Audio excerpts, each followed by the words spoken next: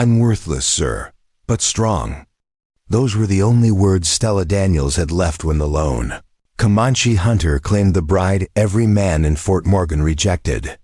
Fort Morgan, Colorado Territory. Late summer 1879. The sun hung like molten copper over the dusty settlement, casting long shadows across the trading post where a peculiar gathering had formed. It was bride selection day, a grim tradition born from desperation and loneliness on the frontier. Men traveled from remote homesteads, mining camps, and isolated ranches, hoping to find a woman willing to share the hardships of wilderness life. The women stood in an uneven line outside Callahan's trading post, each one clutching what little they owned. Some were widows fleeing poverty back east. Others were immigrants with no family, no prospects, no future beyond this moment. They had answered advertisements promising new beginnings, only to find themselves standing like livestock before strangers. Near the back of the line stood Stella Daniels, tall and broad-shouldered, her calloused hands hanging at her sides. She wore a simple gray dress that had seen too many repairs, the fabric straining across shoulders built from years of hauling water, chopping wood, and loading freight wagons. Her dark hair was pulled back severely, revealing a face that was handsome rather than pretty, strong rather than delicate. At 26, she had long ago accepted that men did not look at her the way they looked at other women. The selection proceeded with brutal efficiency. Miners called out for the petite blonde with the shy smile.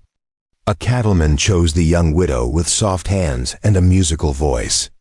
A shopkeeper from Denver claimed the red-haired seamstress who promised to mend and cook. One by one, the women stepped forward, agreements were made, and new lives began with handshakes and nervous smiles. Stella watched without expression. She had learned not to hope. In Kansas City, she had been turned away from domestic positions because housewives feared their husbands might look at the help. In St. Louis, factory owners said she was too intimidating for the sewing floor. In Omaha, she had worked the stockyards until the foreman's advances became too persistent and she broke his nose. That incident had earned her a reputation that followed her across 3 territories. Now only 5 women remained. Then 4. Then 3. The trading post owner, a heavy-set man named Callahan, wiped sweat from his brow and gestured towards Stella. His voice carried across the crowd with forced enthusiasm that fooled no one. "This here is Miss Stella Daniels. Come all the way from Nebraska. Letter of reference says she can lift a full water barrel, split a cord of wood in an afternoon, and once pulled a stuck wagon out of mud by herself."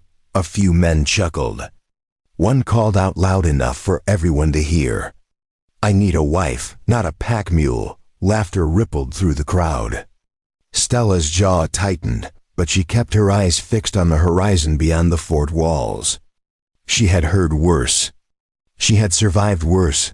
Callahan cleared his throat awkwardly. "She is also literate, can keep accounts, and has experience with livestock. Any man here looking for a strong helpmate, strong is right." Another voice cut in. "Look at the size of her. Probably eat more than she is worth." More laughter. One of the remaining women, a frail girl barely 18, glanced at Stella with pity. Stella wanted to tell her to save it. Pity was a luxury neither of them could afford. Callahan tried again, his voice losing confidence. The reference also mentioned she does not complain, does not shirk work, and asks for little. Silence fell over the crowd. Not the silence of consideration, but of dismissal. Men turned away, suddenly finding their boots or the sky intensely interesting. A few wandered toward the saloon.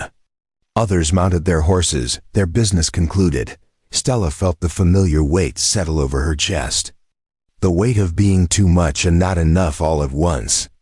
Too tall, too strong, too plain. Not soft enough, not quiet enough. Not the kind of woman men wrote songs about or fought over. Just another piece of unwanted freight. She started to step back, ready to disappear into the background where she belonged. when Callahan raised his hand one last time. "Do I hear any interest at all?" Even a modest offer, nothing. Stella turned to leave. She would find work in the kitchens or maybe hire on with a freight company. She always found a way to survive. "I will take her." The voice came from the edge of the crowd, deep and accented, speaking English with the careful precision of someone for whom it was not a first language. Every head turned. Conversation stopped mid-sentence. Even the horses seemed to pause. Through the parting crowd walked a man unlike any other present. He was Comanche, that much was immediately clear from his bearing, his braided hair dark as midnight, and the bone and leather ornaments that marked his heritage. But he wore the mixture of two worlds. Buckskin leggings and moccasins, yes, but also a cotton shirt and a wide-brimmed hat like the trappers wore. A rifle was slung across his back. A hunting knife hung at his belt. His face was angular and weathered, eyes the color of dark amber that seemed to miss nothing. The silence that followed was different now. Uncertain, tense.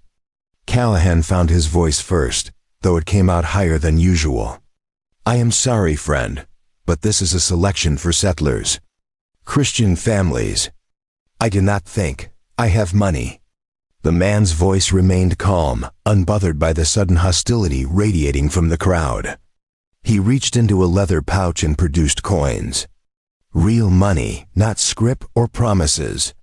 He placed them on the barrel that served as Callahan's podium. "That is the price, yes. Now wait just a minute." A bearded miner pushed forward. "You cannot just come in here and why not?" The Comanche man did not raise his voice, but something in his tone made the miner hesitate. "You did not want her. None of you did. You laughed. You mocked. Now I offer fair payment, and you object. Why? Because it ain't right." Another man joined in.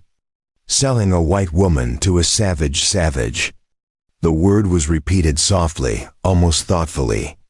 The Comanche man's expression did not change, but his eyes grew colder. "I have lived in these mountains for 10 winters. I hunt, I trade honestly, I harm no one. You come to my land, kill the buffalo, poison the rivers, break every treaty your government makes, and you call me savage." Tension crackled through the air like lightning before a storm. Hands moved toward weapons. Stella saw it happening, saw how quickly words could turn to violence on the frontier. She had seen it before. Without thinking, she stepped forward. Her voice cut through the rising anger. "I will go with him." Every eye turned to her now. Callahan sputtered. "Miss Daniels, you do not have to, I know." She looked at the Comanche hunter directly for the first time. Their eyes met and held. Something passed between them in that moment, a recognition perhaps of what it meant to stand apart, to be unwanted, to survive anyway. "I am choosing to." The hunter inclined his head slightly, a gesture of respect. He spoke directly to her now, ignoring everyone else. "My name is Pavati. It means clear water in my language. I live in the high country, 2 days' ride from here. The life is hard. The winters are harsh. I have no family, no tribe nearby. I am alone, so am I," Stella replied simply. "I need someone strong enough to survive the mountains. Someone who will not break when the wind howls and the snow buries the cabin. Someone who can work, who can endure." He paused, then added with something that might have been the ghost of humor. "Someone the deer will not frighten away when she walks through the forest." A few nervous laughs escaped the crowd, but the tension remained. Stella almost smiled. "Almost. I can do all that. Then we have agreement." Pavati turned back to Callahan, who looked like he desperately wanted to be anywhere else. "The money is there. Make your paper if you need paper. We leave today, Stella." Callahan tried one more time, his voice dropping to a whisper. "Are you certain? You do not know this man. He is alone, just like me." She picked up the small bundle that contained everything she owned in the world. And he is the only one who did not laugh. Within the hour, the papers were signed. A few of the women whispered prayers for her. The men maintained their hostile silence. Pavati ignored them all, checking his horse's saddle and pack with methodical care. He had brought a second horse, a sturdy mare, already loaded with supplies. When everything was ready, he gestured to the mare. "You ride. We have far to go before dark." Stella approached the horse, aware of dozens of eyes watching her. She had ridden before, working freight routes, but never her own mount. Her hands found the saddle horn, and she pulled herself up with the easy strength that had marked her as strange her entire life. The horse shifted beneath her, but held steady. Pavati mounted his own horse in one fluid motion. He looked at Stella once more, assessing. "You have questions, many, ask while we ride. The mountains do not wait." He turned his horse toward the wilderness beyond the fort. Stella followed. Behind them, Fort Morgan fell away into dust and memory. Ahead, the Rocky Mountains rose like a wall of stone and pine, beautiful and unforgiving. Stella did not look back. There was nothing behind her worth seeing. Whatever lay ahead, it had to be better than another room full of men who saw her as a joke. They rode in silence for the first hour, following a trail that wound through scrub brush and scattered cottonwoods. The afternoon sun beat down mercilessly. Stella's dress clung to her back with sweat, but she made no complaint. Pavati set a steady pace, not fast but relentless, the rhythm of someone who measured distance in days rather than hours. Finally, he spoke without turning around. "You are not afraid." It was not a question, but Stella answered anyway. "Should I be, most would be. White woman, alone with Comanche. Many stories say I will scalp you or worse, will you know?" His tone suggested the idea was absurd. "I need a partner, not a victim. Dead women do not cook or mend or help with winter stores." He glanced back at her. "But you knew that already." "I did." "How?" "Because you paid fair price in front of witnesses. Because you are letting me ride my own horse instead of tying me to yours. Because you have not touched me, or threatened me, or tried to make me afraid." She paused, considering. "And because a man who wanted to harm me would not have waited for papers and permissions." Pavati was quiet for a long moment. Then he said something that might have been approval. "You think clearly. That is good."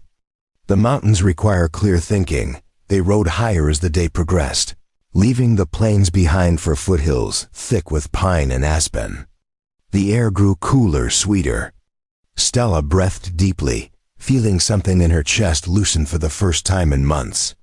Out here, her size did not matter. Her strength was an asset, not a shame. The trees did not judge. The mountains did not laugh. As the sun began its descent, Pavati led them to a small clearing beside a creek. Clear water, just like his name. He dismounted and began unpacking with efficient movements. "We camp here tonight. Tomorrow we reach the cabin." Stella slid from her horse, her legs stiff from hours of riding. "What do you need me to do?" He looked at her with those amber eyes, measuring again. "Gather wood for fire. Not small twigs. Logs that will burn through the night. Most women cannot carry logs. I am not most women." "No, you are not." He handed her a hatchet. "Show me." Stella took the hatchet and walked into the tree line. She found a fallen pine, already dead and dry, perfect for burning. She tested it with her boot, then began to chop. The familiar rhythm settled into her muscles. Swing, bite, split. Swing, bite, split. Within 20 minutes, she had sectioned the log and carried the pieces back to camp. 3 at a time. Pavati had cleared a fire pit and was skinning 2 rabbits he must have snared earlier. He glanced up as she dropped the wood, his expression unreadable. "Good. Build the fire. I will prepare food." They worked in comfortable silence as the sky turned purple and gold. Stella built the fire properly, kindling first, then larger pieces, arranged to catch and hold. Pavati set the meat to cook on sticks angled over the flames, then began mixing cornmeal and water in a small pot. The domestic scene felt surreal after the chaos of the day. When the food was ready, he handed her a portion without ceremony. She ate hungrily, too tired to be self-conscious. The rabbit was lean but well seasoned with sage. The cornmeal cakes were simple but filling. After they ate, Pavati spoke again. "You said you are worthless." Stella looked up, surprised he had remembered her words. "That is what they think. What do you think?" She was quiet, watching the fire. "I think I am different. Not what they want. Too big, too strong, too plain. Not worth much in their eyes." Pavati nodded slowly. "In my village, before the soldiers came, before the sickness, I was also different. Too curious about white man's ways. Too willing to learn their language, their customs. My people said I was not Comanche enough. The whites say I am too savage." He fed another log to the fire. "So I lived between, alone, neither one thing nor the other." Understanding bloomed in Stella's chest, warm and unexpected. "That is why you chose me, yes. You understand what it means to not belong." He met her eyes across the fire. "Here, in the mountains, there is no one to say what you should be. You are simply what you are. That is enough." Something tight and painful that Stella had carried for years began to ease. She swallowed hard against the sudden tightness in her throat. "Thank you. Do not thank me yet. The winter will be brutal. The work will be endless. You may decide you prefer the fort and its laughing men. No." The word came out harder than she intended. "I will never prefer that. Good." Pavati stood, rolling out 2 bedrolls on opposite sides of the fire. "Sleep now. Tomorrow the real journey begins." Stella lay down, her body aching but her mind strangely quiet.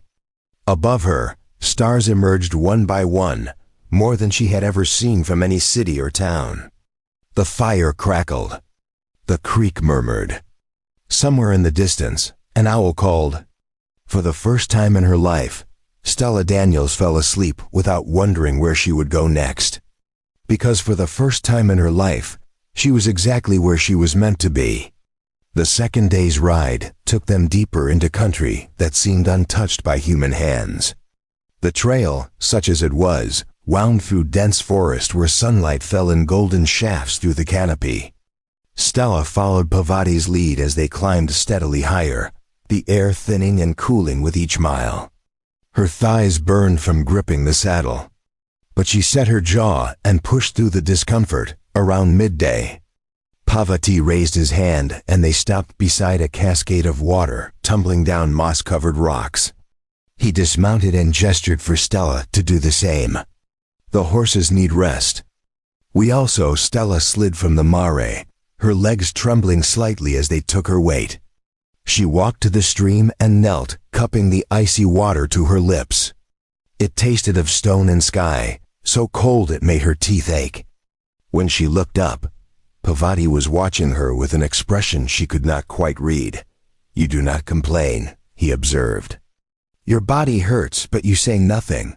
Complaining never changed anything." "No, but most would still complain." He pulled dried meat from his pack and offered her a piece. "You are stronger than you look, and you already look strong." It was not quite a compliment, but coming from him, Stella felt oddly pleased. She accepted the meat and chewed slowly, studying the man who had claimed her. In the wilderness, away from the hostile stares of Fort Morgan, he moved with absolute confidence. Every gesture was economical, purposeful. Nothing wasted. "How long have you lived alone?" she asked. 3 winters.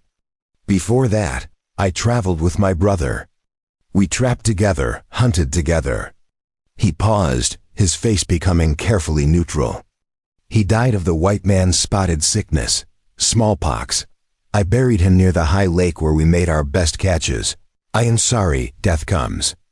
Pavati's voice was matter of fact, but Stella heard the grief beneath it. "We cannot stop it. We can only continue." He looked at her directly.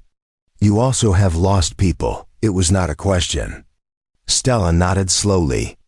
My parents died when I was 14. Fever took them both within a week. After that, I had no one. I have been working ever since 14. He seemed to calculate. 12 years alone. Yes, you understand, they finished their meal in silence, but it was the silence of shared recognition rather than awkwardness. When they mounted again, Stella felt something shift between them. Not friendship exactly, not yet, but the beginning of trust. The trail grew steeper. In places, Pavati had to dismount and lead his horse over treacherous ground. Stella did the same, her boots finding purchase on loose scree and exposed roots. Once, her foot slipped and she grabbed a pine branch, steadying herself before Pavati could turn around. She saw his shoulders relax slightly when he glanced back and found her upright. By late afternoon, they crested a ridge and the land opened before them. A valley stretched below, carved by a silver ribbon of river. Mountains rose on all sides like protective walls. And there, tucked against the tree line on the valley's eastern edge, stood a cabin. Home, Pavati said simply, as they descended. Stella studied what would now be her home. The cabin was small but solidly built, constructed of logs chinked with mud and moss. A stone chimney rose from one end. A covered porch ran along the front. Behind the cabin stood a lean-to shelter for the horses and a small smokehouse. A vegetable garden, though overgrown with weeds, showed signs of past cultivation. They reached the cabin as the sun touched the mountain peaks. Pavati dismounted and stood for a moment, his eyes moving over the property with the careful assessment of a man who notices everything. The roof needs repair before snow comes. The garden must be cleared and replanted. The smokehouse door is broken. Show me what needs doing. I will help. He looked at her, surprise flickering across his features. Most women would want to see inside first. To rest, I can rest when the work is done. What falls first, rain or snow? Rain. In 3, maybe 4 weeks. Then snow a month after, then we have time but not much. Stella tied her horse to the porch rail. Where do we start? Something changed in Pavati's expression. A tension she had not realized he was carrying seemed to ease. He nodded once decisively. Tonight we unpack and prepare the cabin. Tomorrow the real work begins, inside. The cabin was Spartan but clean.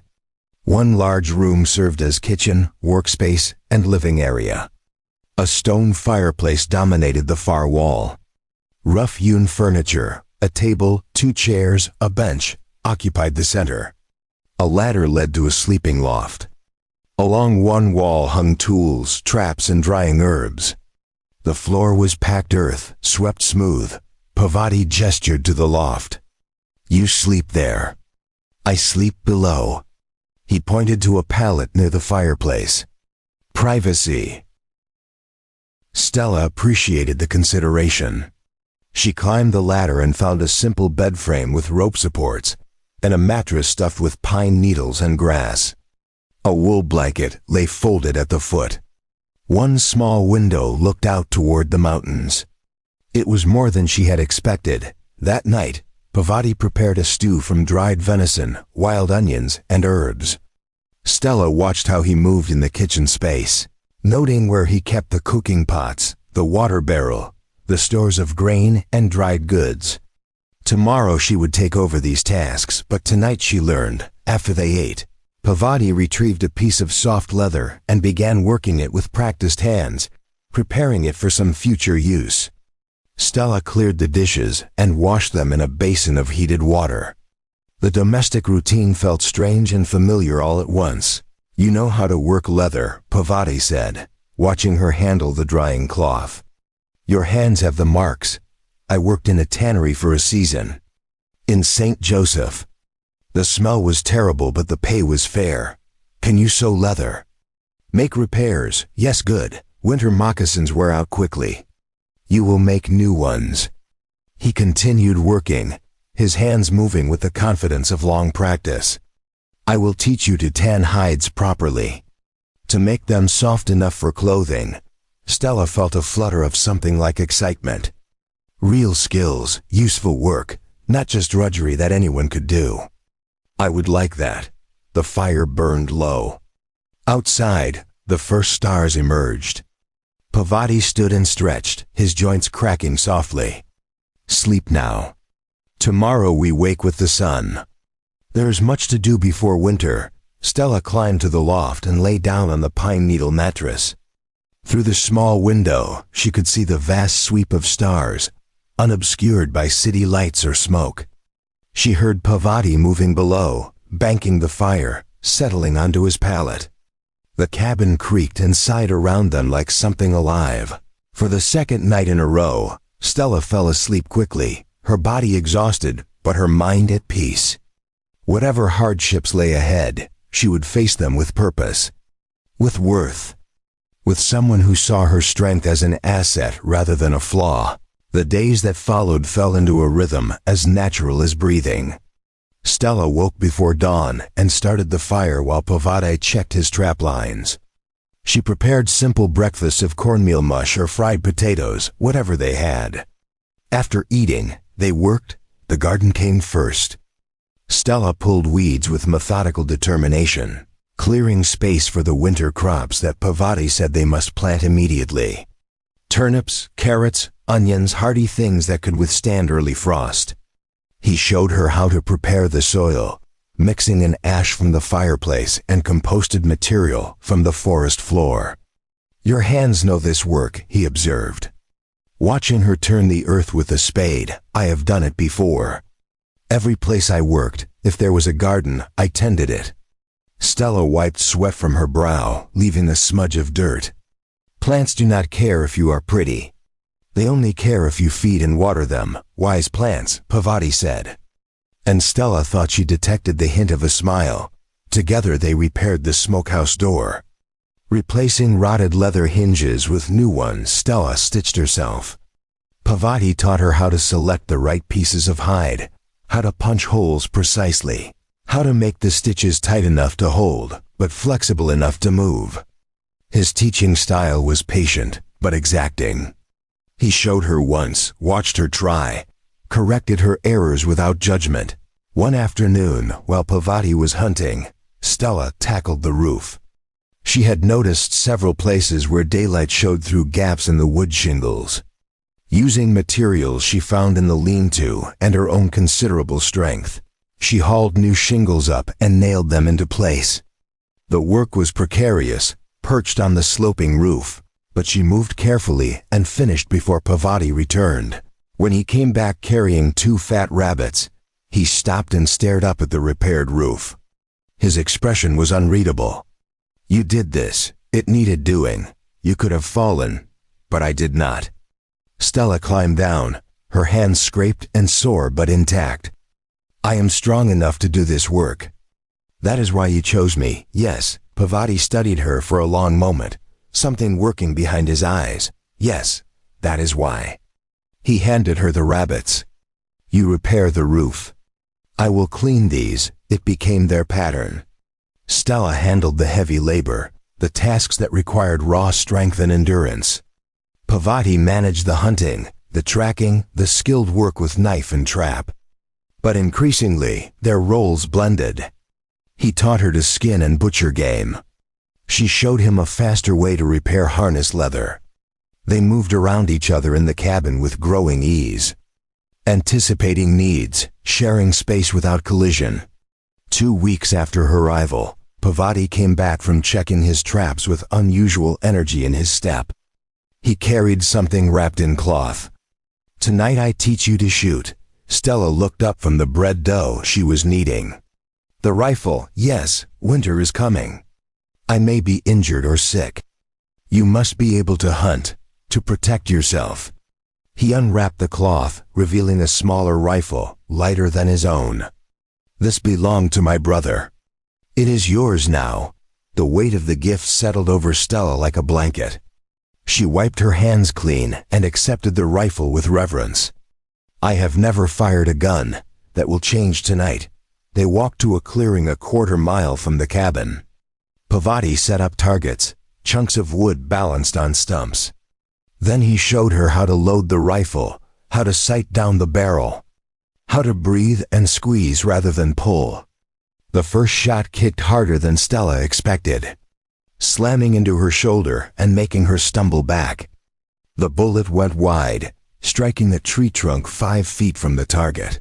Before we jump back in, tell us where you're tuning in from, and if this story touches you, make sure you're subscribed, because tomorrow I've saved something extra special for you.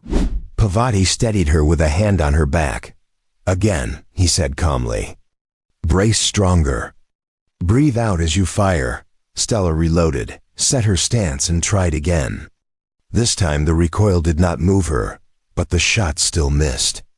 And again. And again. Her shoulder would be bruised tomorrow, but she kept trying. On the 7th attempt, the bullet struck the edge of the wood target, sending splinters flying.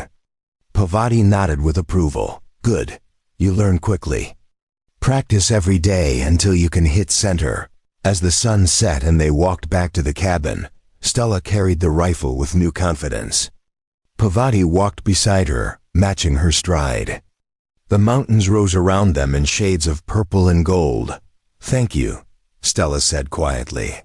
For trusting me with this. It is not trust. It is necessity. Parvati's voice was pragmatic, but not unkind. But yes, I trust you. You have earned it. They ate dinner that night by firelight, talking more than usual. Parvati told her about the mountains, which valleys held the best game, which streams ran year-round, where avalanches were most dangerous.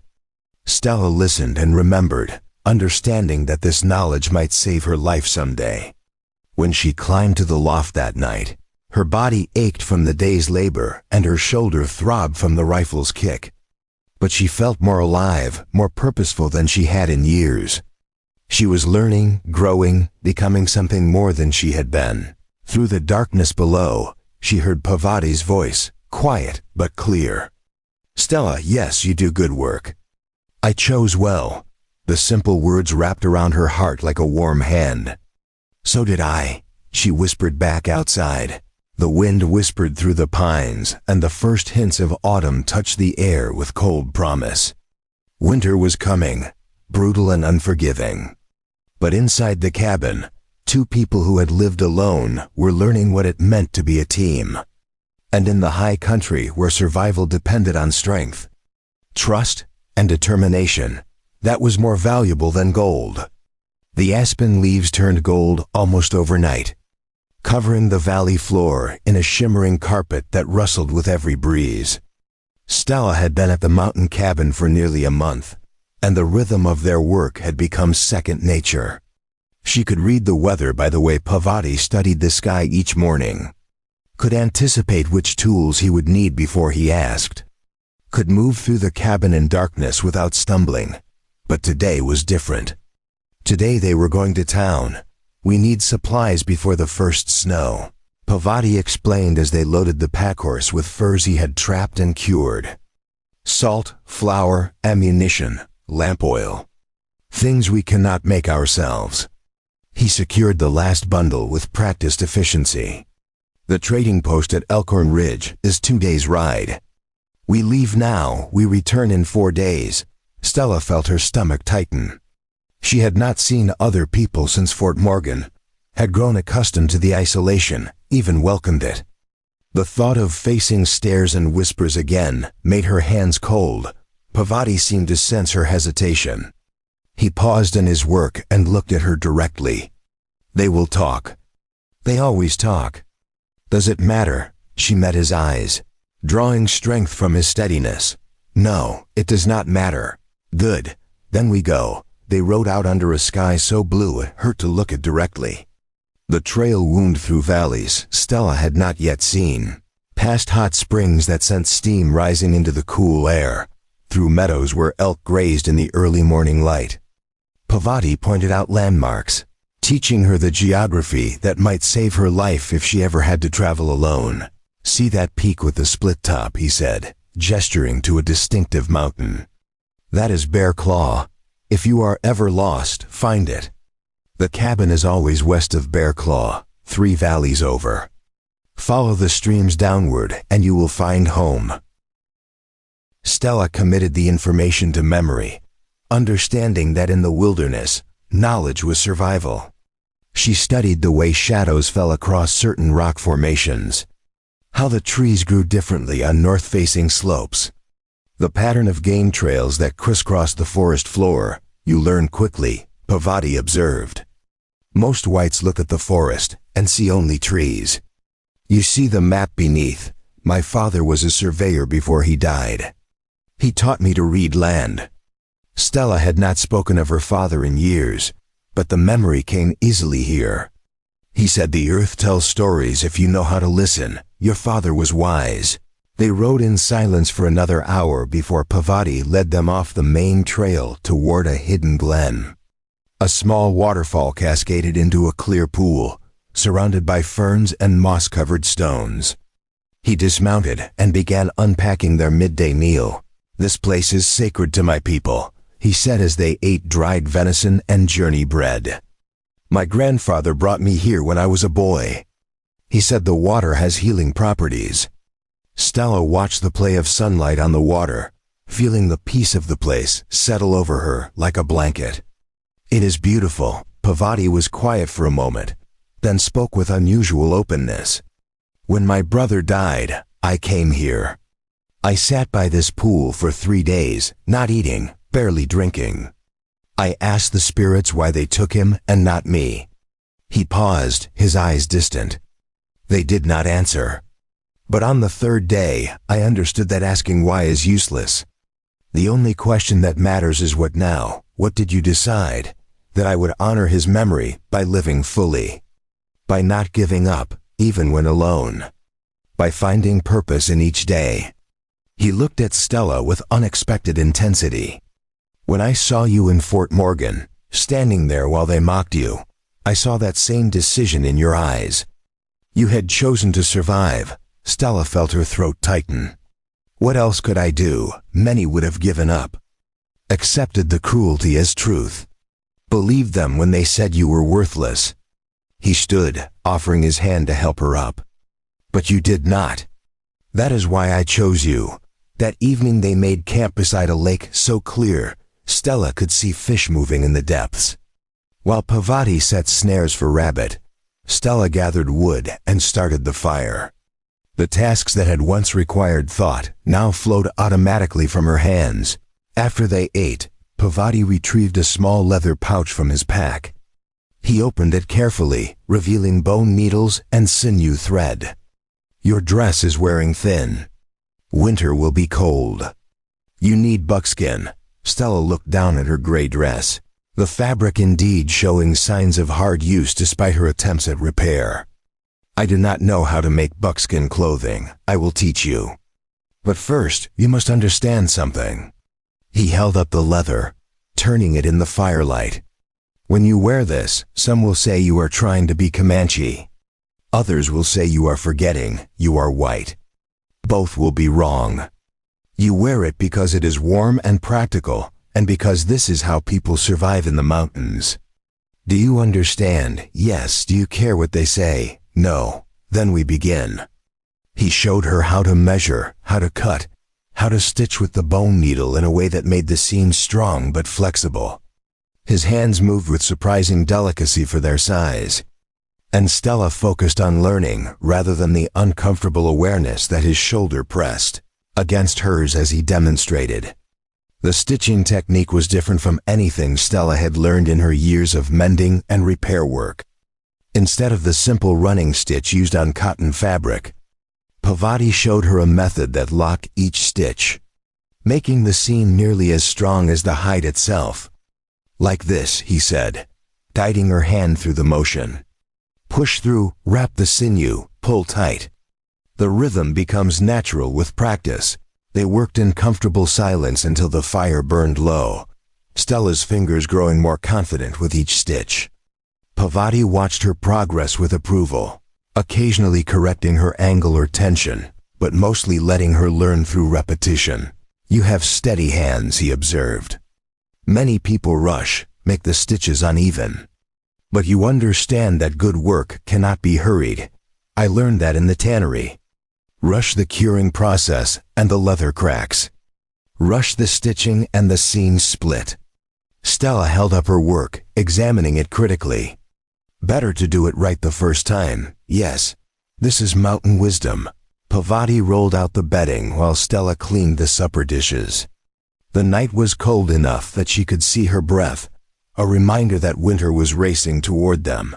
Stella, Parvati said as she settled into her blankets.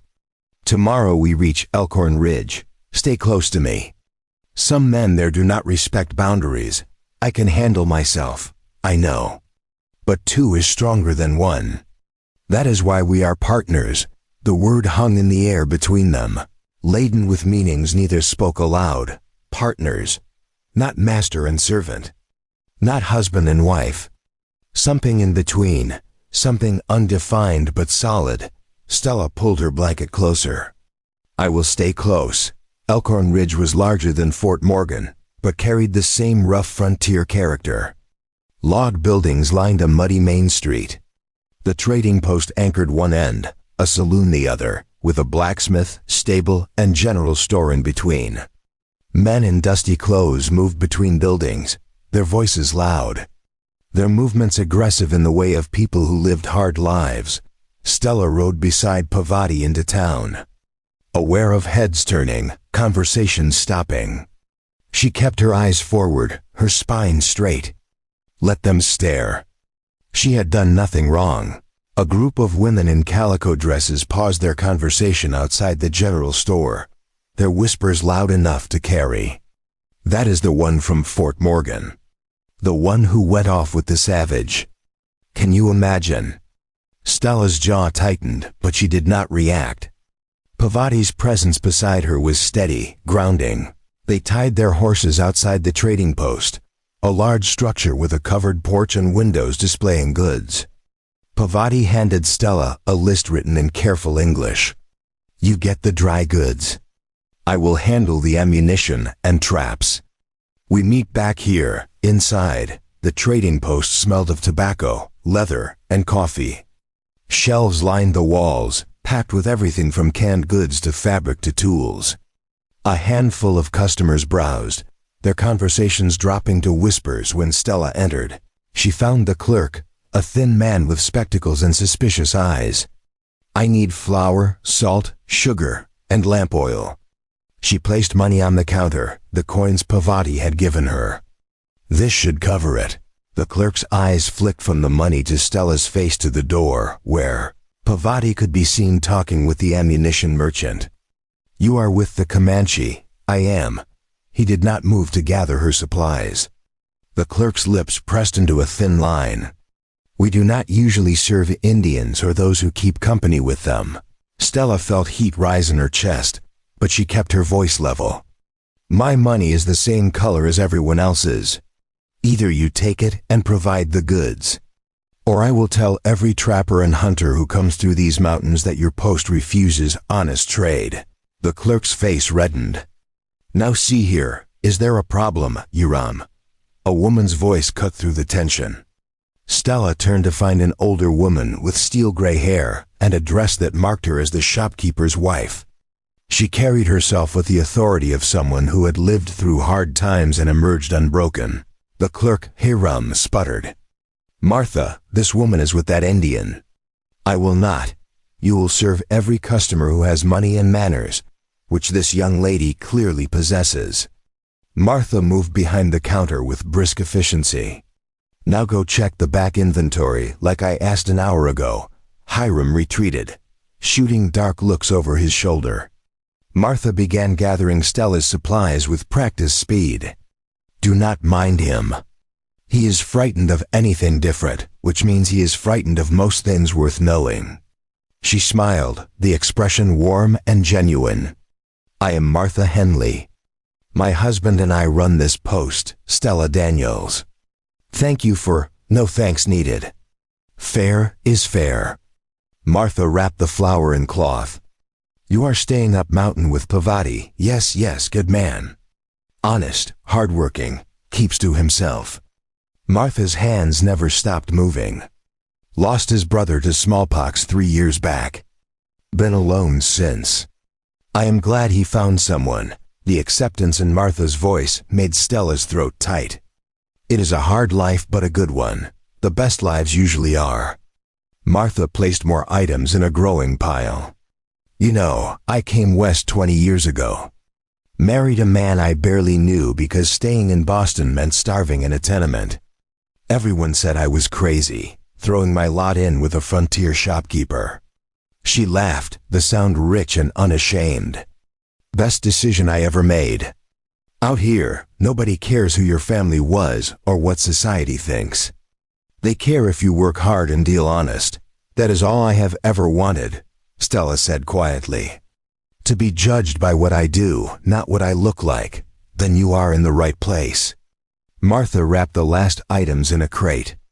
You come back in spring. I will have seeds saved for you. Good mountain varieties that can handle late frost. And if you need anything at all, you send word.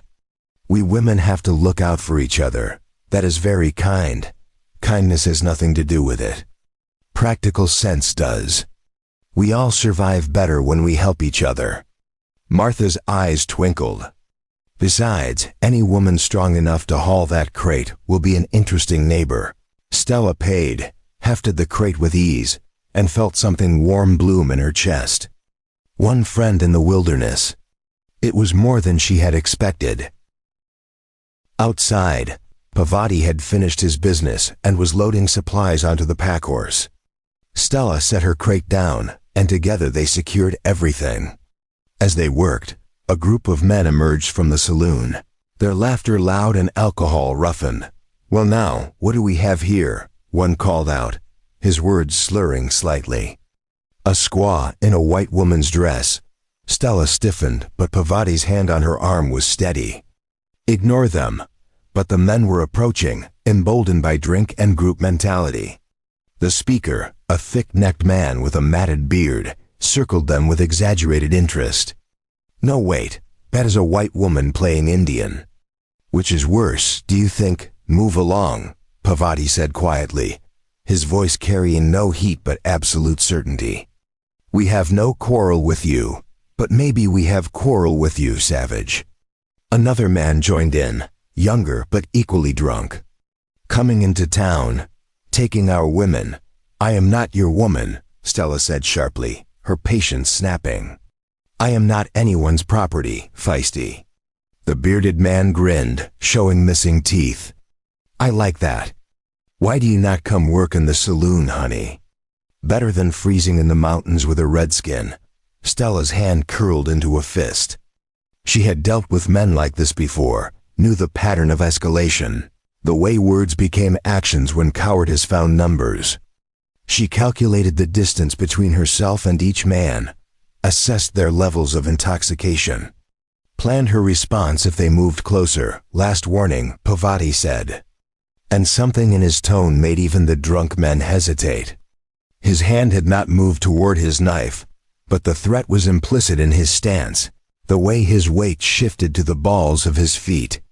Leave now, the bearded man opened his mouth to respond when Martha's voice rang out from the trading post porch.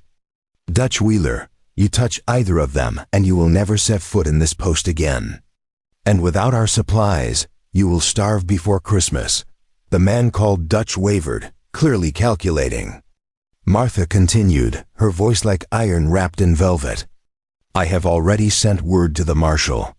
He will be here in minutes. Do you really want to spend the night in the cell drying out? The fight drained from the group. Dutch spat into the mud and gestured to his companions. Not worth it. Come on. They staggered back toward the saloon, their curses fading into the afternoon air. Stella released the breath she had been holding, her heart pounding. Martha nodded from the porch and went back inside. Pavati checked the pack straps one more time, his movements unhurried despite the tension. Ready, yes. They rode out of Elkhorn Ridge in silence, the mountains rising ahead like a promise of safety. Only when the town had disappeared behind them did Pavati speak. You were ready to fight, if necessary. Fighting 3 drunk men, even if you are strong, I know. Stella glanced at him. That is why I waited for your signal. I have learned that strength without strategy is just violence. He looked at her with something like approval. You are learning mountain wisdom. Know your strength, but also know when strength is not enough. Sometimes the strongest choice is to walk away. My father used to say that, Stella said, surprised by the memory. He said real strength is knowing when to fight and when to let the wind blow itself out. Your father was very wise as they climbed higher. Leaving civilization behind, Stella felt the tension drain from her shoulders.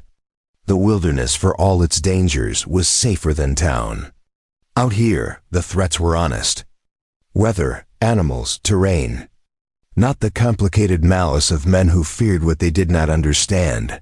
That night they camped in a grove of ancient pines, the trees so tall they seemed to scrape the stars. After supper, Pavati retrieved something from his pack, a folded piece of buckskin. He handed it to Stella without ceremony. For you, she unfolded it carefully. It was a dress, or rather the pieces of one, already cut and partially stitched. The leather was soft, expertly tanned, decorated with simple but elegant geometric patterns in dyed quills. The designs were traditional Comanche work, each line precise and meaningful. Pavati, this is, you need warm clothes. I started it last week. You will finish it. He pointed to the pieces. I will show you how to complete the quill work. It is important you learn this skill. In winter, when we are snowed in, there will be much mending and making to do. Stella ran her fingers over the careful stitching, understanding the hours of work this represented. The dress would fit her perfectly, designed for her height, her broad shoulders, her strength. No trying to squeeze into something made for a smaller woman. No apologies for taking up space. The quill work, he explained, is dyed with plants. Red from sumac berries, yellow from sunflower petals, black from walnut hulls. Each color has meaning. Red for courage, yellow for wisdom, black for protection. He traced the pattern with one finger. This design is called the mountain path. It represents a journey that is difficult but worthwhile. Thank you, she said, her voice rough with emotion she did not bother hiding. You are welcome. Pavati fed another branch to the fire. You work hard. You deserve good tools, good clothes. Simple as that, but it was not simple. Nothing about this was simple. Stella held the buckskin dress and felt tears prick her eyes. In Fort Morgan, men had mocked her. In every town before that, she had been dismissed, overlooked, barely tolerated. Now, a Comanche hunter she had known barely a month treated her with more respect and consideration than anyone in her entire life. Pavati, she began. Not sure what she wanted to say, he looked up. Firelight casting shadows across his angular features. His eyes were patient, waiting. Why did you really choose me? That day, you could have left. Let them laugh and gone home alone. He was quiet for a long moment, his gaze moving to the fire. The flames reflected in his dark eyes like captured stars. Because when I looked at you, I saw someone who had survived what should have broken her. Like the pine trees that grow from rock, you found a way. That is the kind of strength the mountains respect. His eyes returned to hers. And I knew you would not expect me to be something I am not. Understanding passed between them, deeper than words. Two people shaped by rejection and hardship, learning to build something new from their broken pieces. I will not, Stella promised. Expect you to be something you are not, I know. That is why we will survive the winter. He handed her the bone needle and sinew. Now I teach you the quill work. Watch carefully. Each stitch must be exact. They worked together as the fire burned low, Pavati's hands guiding hers through the intricate patterns. The night grew cold around them, but the work kept them warm. The shared purpose binding them closer than any words could. When they finally settled into their bedrolls, Stella clutched the buckskin dress to her chest. Through the darkness, she heard Pavati's steady breathing, felt the comfort of his presence nearby. For the first time in her life, She understood what it meant to be valued, not despite her differences, but because of them. Tomorrow they would ride back to the cabin, back to the hard work of preparing for winter. But tonight, under a sky full of stars, Stella allowed herself to hope that maybe, just maybe, she had finally found where she belonged. The first snow came 3 weeks after their return from Elkhorn Ridge, falling soft and silent in the night. Stella woke to a world transformed, everything blanketed in white that glowed even in the pre-dawn darkness. She descended from the loft to find Pavati already stoking the fire. His movements efficient in the cold. Winter arrives early this year, he said without turning. We must work faster now. The heavy snows will come soon, and then we will be trapped here until spring. What still needs doing? Everything. He turned to face her, and Stella saw concern in his eyes for the first time since she had known him. We have food stored, yes, but not enough. We need more meat, more firewood, more herbs for medicine. If we get sick or injured with no supplies, we die. It is that simple. Then we do not get sick, Stella said firmly. And we gather what we need. Tell me the priority. For the next 2 weeks, they worked with desperate intensity. Pavati hunted from dawn until dark, bringing back deer, elk, and whatever game he could find before the animals retreated to their winter grounds. Stella processed everything he brought, her hands raw from the cold as she butchered meat, scraped hides rendered fat for tallow. She had become proficient with the knife, her cuts clean and efficient. Nothing was wasted. The meat was sliced thin and hung in the smokehouse. The bones were boiled for broth and marrow. The hides were stretched and scraped, then treated with a mixture of brain matter and wood ash that Pavati had taught her to make. Even the sinew was carefully extracted and dried for future use as thread. The buckskin dress Pavati had started for her was nearly complete. Stella wore it now during the day, finding it far warmer and more practical than her worn cotton dress. The leather moved with her body, never restricting her movements as she worked. The quill work caught the light, the geometric patterns a reminder that beauty and function could coexist. You look like you belong here now, Pavati had said the first morning she wore it. Not white, not Comanche, just mountain. That is the highest compliment I can give. One afternoon, while Pavati checked his distant trap lines, Stella took the rifle and ventured into the forest alone. She had been practicing daily, and her aim had improved dramatically. She moved quietly through the snow, reading the tracks as Pavati had taught her.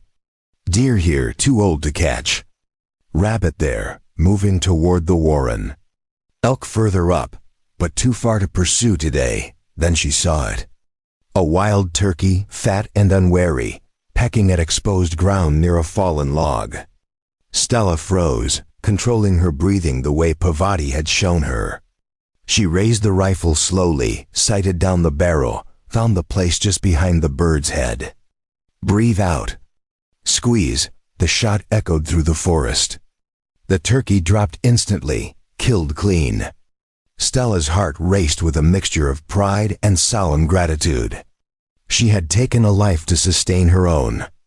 It was the way of the mountains, the way of survival, but it still deserved respect. She field dressed the bird efficiently, wrapped it in cloth, and carried it back to the cabin. When Pavati returned at dusk, he found the turkey already plucked and prepared, hanging in the smokehouse alongside his kills. He studied it for a long moment, then looked at Stella with unmistakable respect. Clean shot. No waste. You did well. Those 2 words of praise warmed her more than the fire ever could. The work continued relentlessly. Stella chopped firewood until her shoulders screamed, stacking cord after cord under the covered porch. She gathered every edible and medicinal plant Pavati identified, drying them in bundles from the cabin rafters. She reinforced the smokehouse, patched every gap in the cabin walls with fresh mud and moss, checked and rechecked their supplies, but there were quiet moments too. Evenings when they sat by the fire, Pavati teaching her the Comanche language, Stella teaching him to read English more fluently. He was already literate, taught by missionaries as a boy, but he wanted to improve. They would read together from the single book Stella owned, a volume of Shakespeare's plays that had belonged to her father. "This language is strange," Parvati said one night, puzzling over a passage from The Tempest. "Why does he not say what he means directly?" "Because sometimes the beauty is in how you say it, not just what you say," Stella replied. "Like your quill work. You could make plain lines, but you make patterns instead." He considered this, then nodded slowly. "Yes, I understand. Words can be art too." Their fingers would brush as they turned pages. Their shoulders would touch as they leaned close to read by firelight. Neither acknowledged these moments, but neither pulled away. One evening, as they sat by the fire mending harnesses, Parvati spoke suddenly. "There is something you must know. In case I do not survive the winter," Stella's hands stilled. "Do not talk like that, I must. Death is always possible. You need to know how to survive alone." He set aside his work and moved to a wooden chest in the corner. From it, he withdrew a rolled hide covered in markings. He spread it on the floor between them. It was a map, intricately detailed, showing the mountains, valleys, streams, and landmarks for miles in every direction. Preparing and narrating this story took us a lot of time, so if you are enjoying it, subscribe to our channel. It means a lot to us now. Back to the story. Parvati's finger traced the lines as he spoke. "This is where we are. This valley to the south has a cave with fresh water that never freezes. Here to the east is where the elk gather in deep winter. This mark shows where I have buried emergency supplies, dried meat and flint. In case you must flee the cabin. Why would I need to flee? Fire, avalanche, raiders, many reasons." His voice was matter-of-fact but firm.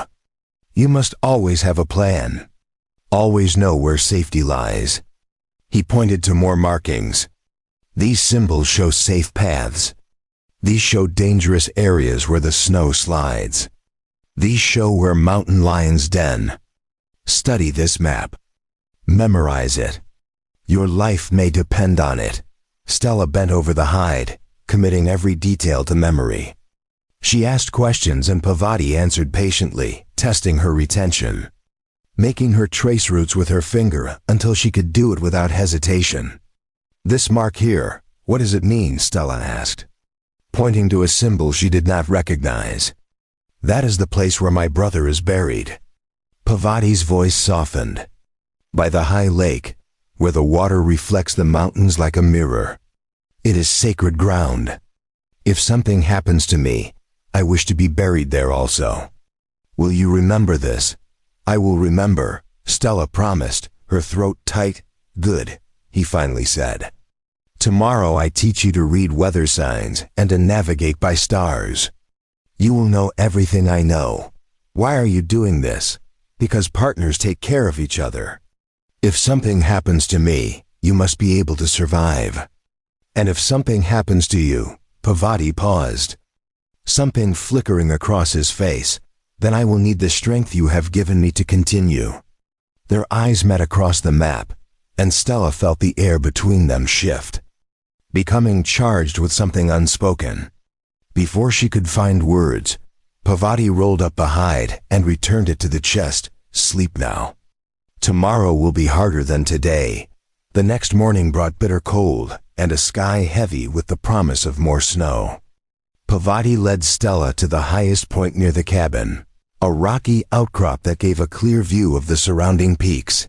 "Watch the clouds," he said, pointing to the formations building in the west. "See how they stack, dark on bottom, white on top. That means heavy snow within a day. These lower clouds moving fast mean wind is coming. And when you see the sky turn that yellow-green color, seek shelter immediately. That is the color of dangerous storms." He taught her to read the behavior of animals. How birds flying low meant a pressure change. How the horses grew restless before lightning. How even the insects knew when to hide. He showed her the stars, identifying constellations and explaining how to navigate by them if she ever became lost. "The North Star never moves," he said, pointing to the steady light. "Find it, and you always know direction.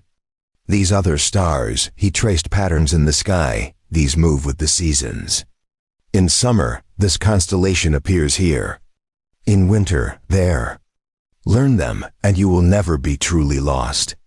"What is that one called?" Stella asked, pointing to a cluster of stars. "White people call it the Great Bear. My people call it the Path of Souls. We believe when someone dies, their spirit travels along those stars to the next world." Pavati's voice grew distant. "When my brother died, I watched those stars every night for a month. I wanted to see his spirit traveling, did you? No, but I felt him anyway. In the wind, in the water, in the silence between heartbeats." He looked at Stella. "Death does not end connection.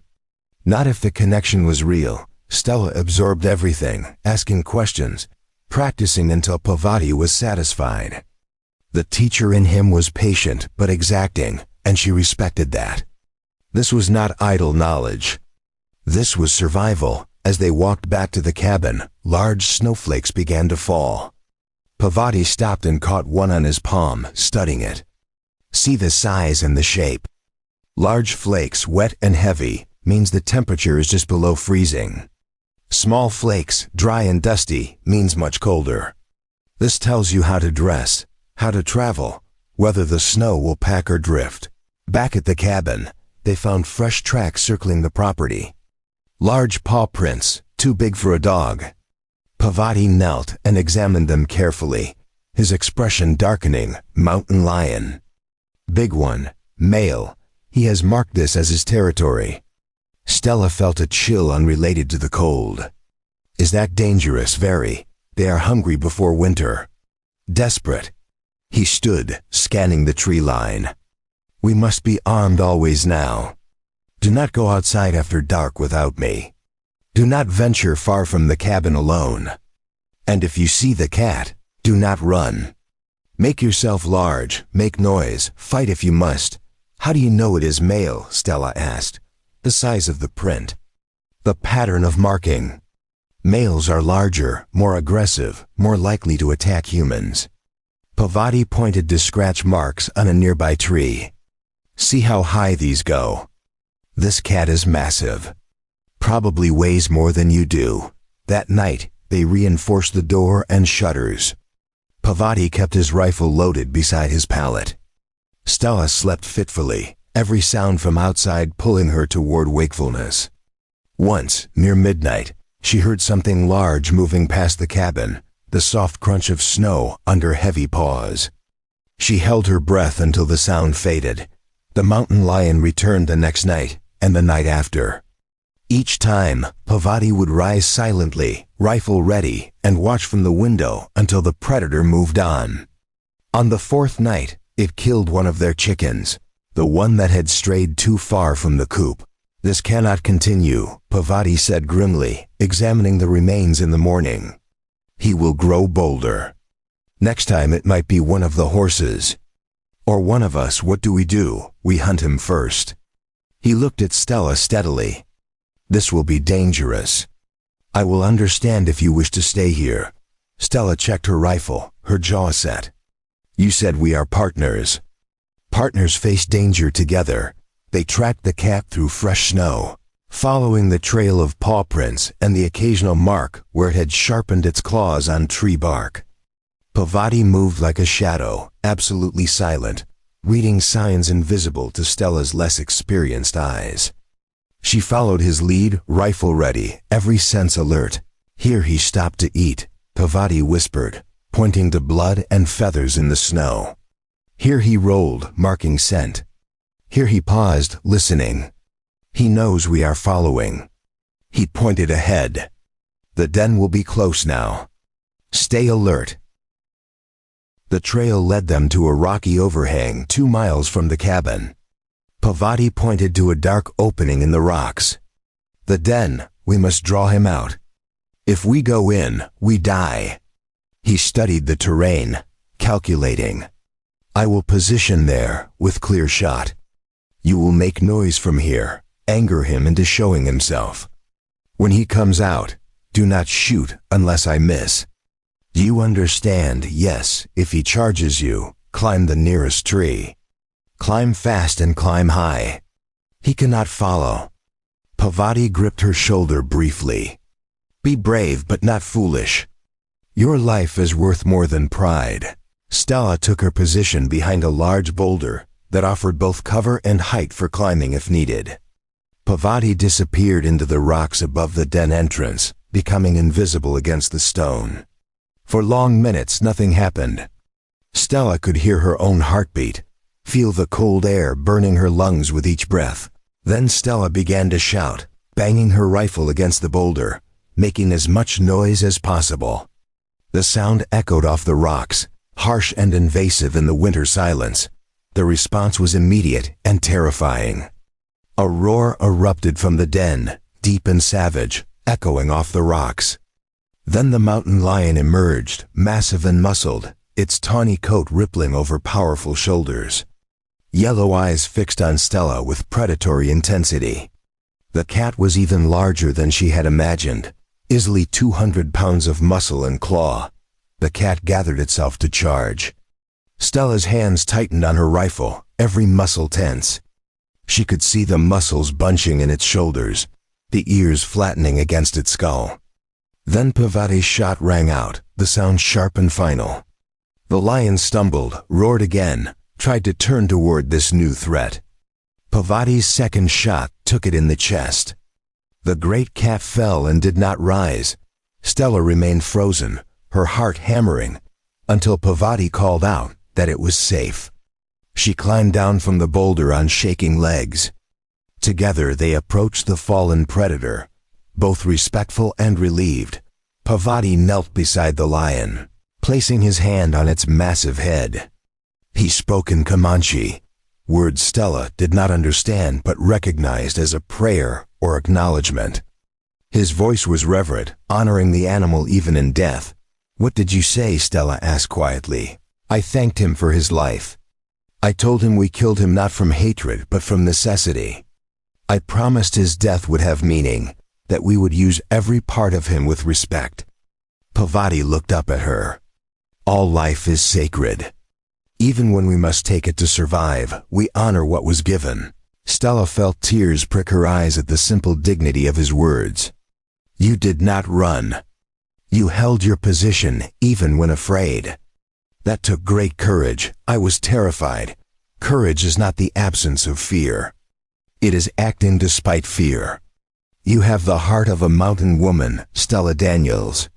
He stood, gesturing to the carcass. Now we work. This hide will make a warm blanket. The meat, though tough, is edible. The claws and teeth have value for trade. Nothing is wasted. They spent hours processing the lion, working together with practiced efficiency. Parvati showed Stella how to skin the animal properly, how to preserve the hide, how to extract the valuable parts. By the time they returned to the cabin, dragging the hide and meat on a makeshift travois, the sun was setting and fresh snow was falling that night. As they ate venison stew and the wind howled outside, Stella felt something profound settle into her bones. She had faced real danger and not broken. She had stood her ground when everything in her screamed to flee. She had become truly a woman of the mountains. Parvati seemed to sense her thoughts. He looked at her across the fire, his expression soft in a way she had never seen. When I chose you in Fort Morgan, I hoped you were strong enough for this life. Now I know you are stronger than I imagined. He paused, then added quietly, Stronger than I am in some ways. That is not true. It is.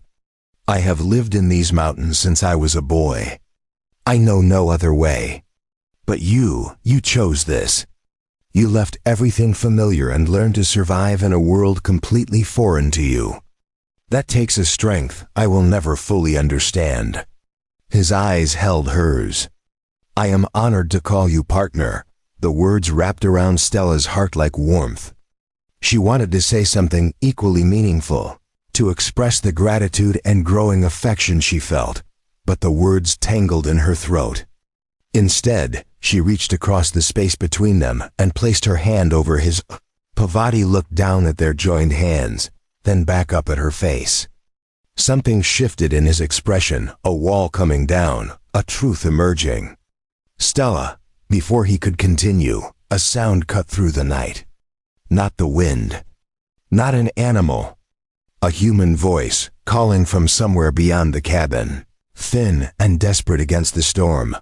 Parvati was on his feet instantly, rifle in hand. Stella grabbed her own weapon, her pulse jumping. No one should be out in this storm. No one should be this far into the mountains in early winter. The voice came again. Closer now. Weakened by cold and desperation. Help, please. Someone help me. Parvati opened the door cautiously, peering into the swirling snow. Stella stood behind him ready. Through the white curtain of the storm, a figure stumbled into view. Barely human in shape, wrapped in frozen rags. Moving with the jerky desperation of someone at the edge of death. The figure collapsed at the base of the porch steps. Parvati rushed forward, Stella right behind him. Together they dragged the person inside, shutting the door against the brutal cold. In the firelight, they saw it was a woman, young, maybe 20, her face blue with cold, her lips cracked and bleeding. Ice caked her hair and eyebrows. Her hands were wrapped in strips of cloth, dark with frostbite. Blood had soaked through her dress in several places, suggesting injuries beneath. Stella had seen frostbite before. They had minutes, maybe, to save this woman's life. Get blankets, Parvati ordered, already stripping off the woman's frozen outer layers. Warm water, not hot. And the whiskey from the supply chest. Move, Stella moved. She had no time for questions, no time to wonder who this woman was or how she had found them. Survival first. Answers later. That was the way of the mountains. They worked through the night, Parvati and Stella, fighting to pull the stranger back from death's door. Stella prepared warm compresses for the frostbitten hands, while Parvati checked for other injuries. They found bruises, cuts, and what looked like rope burns on the woman's wrists. She was running from something, Parvati said quietly, examining the marks. Or someone. As dawn broke, the woman's breathing finally steadied. Her color improved from blue to pale. She remained unconscious but alive. Stella collapsed into a chair, exhausted. Parvati sat on the floor beside the pallet where they had laid the stranger, his rifle across his knees. We saved her life, Stella said. Now what? Now we wait.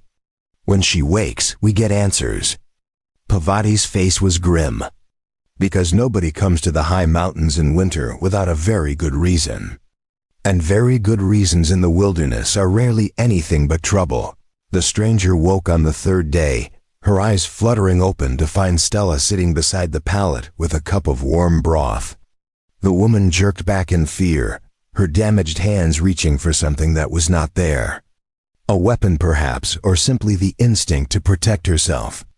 You are safe, Stella said gently, keeping her voice low and calm. You are in our cabin. We found you in the storm. You nearly died. The woman's eyes darted around the room, taking in the rough walls, the fire crackling in the hearth, Parvati standing near the door with his arms crossed. When she saw him, genuine terror flooded her face. She tried to scramble backward, but her body would not obey. Too weakened by cold and injury. He will not hurt you, Stella said firmly. Neither of us will. But you need to drink this, and you need to tell us who you are and what you are running from. The woman's lips trembled. Her voice came out as barely a whisper. My name is Catherine Marlowe. I was promised to a man in Denver. A wealthy man. She paused, swallowing hard. He said he loved me. He said he would give me a good life. But when I arrived, I learned the truth. What truth? Parvati asked from his position by the door, that he already had a wife. That I was not to be his bride, but his property. To be kept in a house on the edge of town, hidden away, used when he wanted. Catherine's hands shook as she accepted the broth from Stella. When I refused, when I tried to leave, he locked me in a room. Said I owed him for my travel, for my keep. Said I would work off the debt one way or another. Stella felt rage kindle in her chest.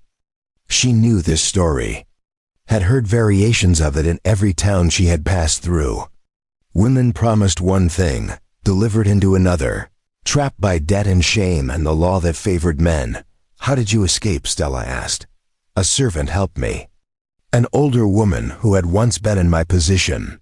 She gave me clothes, a little food, and told me to run as far and as fast as I could.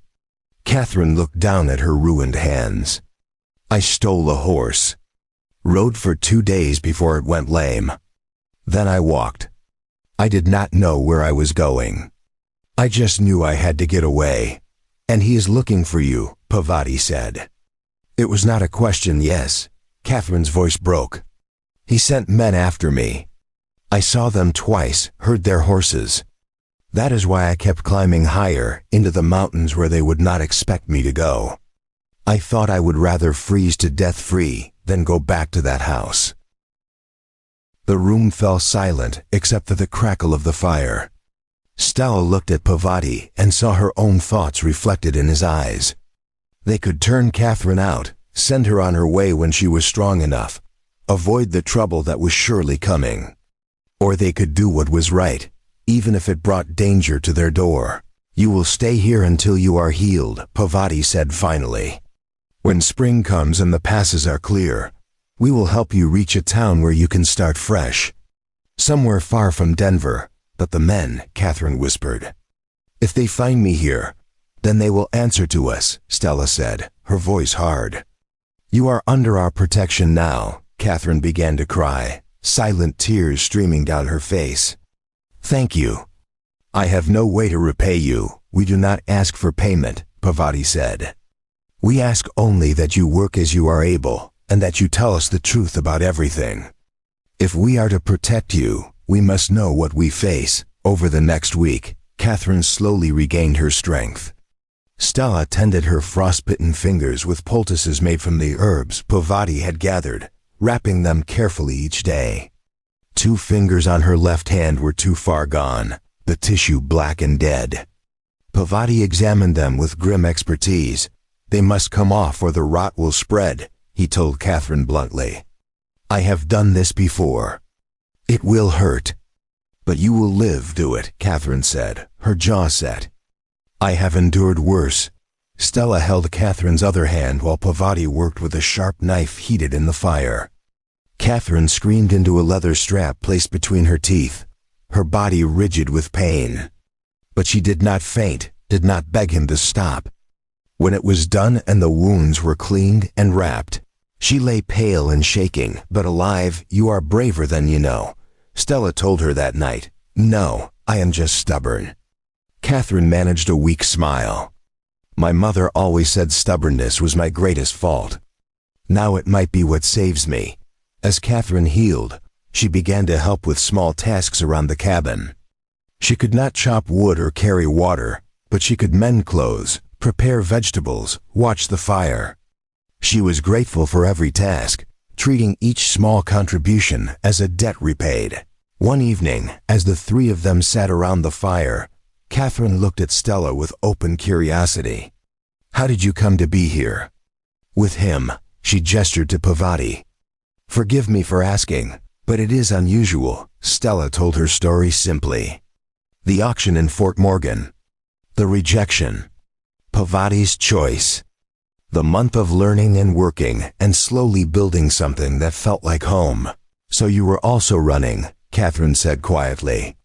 From a life that did not want you, yes, though I did not know I was running until I stopped. Stella glanced at Pavati, who was working on a new pair of snowshoes. Here, I am wanted. For what I can do. For who I am. That is worth more than gold. Catherine nodded slowly, understanding in her eyes. Then I will try to find that too. Someplace where I am wanted for myself. The peaceful days did not last. 2 weeks after Catherine's arrival, Pavati returned from checking his trap lines with news that made Stella's blood run cold.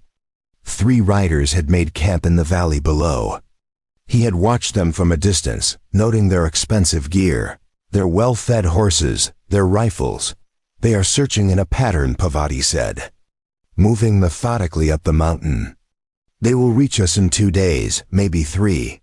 What do we do? Stella asked. We prepare. We decide how far we are willing to go to protect her. Pavati looked at Catherine, who had gone pale. Because if they reach this cabin and we refuse to hand you over, there will be violence. I will go, Catherine said immediately. I will walk out and meet them. Tell them you knew nothing, that you found me half dead and were sending me on my way. No, Stella said sharply. They will kill you or worse. We do not sacrifice people to avoid trouble, but I cannot ask you to fight for me. You barely know me. We know enough, Pavati said. We know you ran for your freedom. We know you chose to risk death rather than live as property. That is all we need to know. They spent the next 2 days preparing. Pavati moved supplies to the root cellar, creating a hiding place if needed. He positioned extra weapons at strategic points around the cabin. Stella practiced with her rifle until her shoulder was bruised, but her aim was perfect. Catherine, despite her injured hands, loaded ammunition and prepared bandages in case there was bloodshed. On the 3rd day, the riders arrived. Stella saw them first from the window, 3 men on horseback, picking their way up the trail toward the cabin. They moved with the confidence of people who expected to get what they came for. Pavati stood on the porch, rifle held casually but ready. Stella took position just inside the door, her own weapon loaded. Catherine hid in the root cellar as they had planned. The riders stopped 20 feet from the cabin. The leader, a man with silver hair and expensive clothes, smiled in a way that did not reach his eyes. Good day, friend. We are looking for a woman. Young, dark hair, traveling alone. Have you seen anyone matching that description? No, Pavati said simply. The man's smile tightened. That is unfortunate. She's a runaway, you see. Stole a horse and money from her employer in Denver. A thief and a liar. There is a reward for her return. I said no. I have seen no one. The man's eyes moved past Pavati to the cabin, to the smoke rising from the chimney, to the signs of habitation. You live here alone. That is my business. Another rider, younger with a cruel mouth, spoke up. The Indian is lying. I can see tracks. More than one person has been walking around this cabin. My wife, Pavati said calmly. She lives here with me, your wife. The silver-haired man's voice dripped with skepticism. How convenient. I think we would like to meet this wife. No, that was not a request, savage. The man's hand moved toward his gun. Step aside, or Stella emerged from the cabin, rifle aimed directly at the leader's chest. Her voice was steady and cold. Or what? You will shoot a man on his own property for refusing to let strangers into his home. That is called murder in every territory I know. The 3 riders froze. The leader's eyes widened as he took in Stella's size, her buckskin dress, the absolutely steady aim of her rifle. The younger rider sneered. So the Indian keeps himself a white squaw. Disgusting, and you keep yourself breathing by turning that horse around and riding away, Stella said. Because I do not miss at this distance, and I do not have patience for men who think they own people. We are looking for a criminal. No, you are looking for a woman who refused to be property. That is not the same thing. Stella took a step forward, her rifle never wavering. Now you have a choice. Ride away and tell your employer you could not find her. Or stay and see how well you shoot after I put a bullet through your shoulder. The tension stretched like a wire pulled too tight. The silver-haired man calculated, weighing the value of one runaway woman against the risk of dying on a frozen mountain. Finally, he raised his hand, signaling his men to stand down. This is not over, he said. We will be back with the law. Bring them, Pavati said. Bring the territorial marshal if you like. Tell him you rode onto private land, threatened a man and his wife, and demanded entry to his home without warrant or cause. See how that goes for you." The riders turned and left, their retreat slow and deliberate to save face. But they went. Stella and Pavati remained on the porch, weapons ready, until the riders disappeared from view. Only then did Stella lower her rifle, her hands shaking with delayed reaction. Pavati touched her arm gently. "You did well. They will not return. How do you know? Because men like that are cowards. They only fight when they are sure of winning. You made them uncertain. That is enough." He looked toward the root cellar. "Catherine, you can come out now." Catherine emerged, tears streaming down her face. "You called me your wife. You risked your lives for me. We risked our lives for what is right," Stella said. "That is different, but the silver-haired man was right about one thing," Pavati said quietly. "They may return with legal authority. A warrant, a marshal. We should prepare for that possibility over the following weeks." As winter deepened and the snow piled high against the cabin walls, they lived in a state of watchful peace. Catherine continued to heal, her spirit growing stronger even as her body recovered. She learned to cook with her remaining fingers, to sew with modified techniques, to contribute to the household in meaningful ways. One night, as a blizzard raged outside, Catherine spoke of her plans. "When spring comes, I want to go to California. I have heard there are opportunities there for women willing to work. I can cook, I can keep accounts. I will find a way. You will succeed," Stella said with certainty. "You have the strength for it. I learned that from watching you." Catherine looked at Stella with open admiration. "You are the strongest woman I have ever known. Not just physically. In every way that matters." Stella felt her cheeks warm. "I am just doing what must be done. No, you are choosing to do what is right, even when it is hard. That is different. That is heroic."